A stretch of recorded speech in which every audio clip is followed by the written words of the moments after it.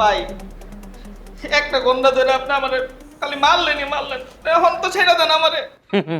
আরে ওটা তো এপিসোড 1 শেষ হয়েছে, লেগে একটু রেস্ট নিতেছি, টায়ার্ড হয়ে গেছি। এপিসোড 2 যখন শুরু হবে তখন তোর আবার মাইশ শুরু করবো। ভাই আপনি পুরি মাছ ধরে কি করতেছেন? আপনি ধরবেন রাগল বোয়াল, আপনি ওইটা না ধরে আপনি কি করতে আপনার লগে যায় আমার মারতেছেন যে আপনার কোনো সম্মানে কোনো হইব, উন্নতি হইব? এটাই সমস্যা, তুই যে পুঁটি মাছ হয়েছিস না, এটাই সমস্যা। হন মালটা, জীবনে হওয়া ভালো কিন্তু বড় হওয়া ভালো না। আর তুই যদি বড় হইতি, তুই হইতি রাঘব বল। এই যে রাঘব বল হইতে পারছ নাই, এর লেগে তোর মতো ছোট ছোট পুটিয়ান জালে আটকাইছে। রাঘব বল তো ভাই গেছে। ভাই আমার মাথা একটা সেই বুদ্ধি হয়েছে ভাই।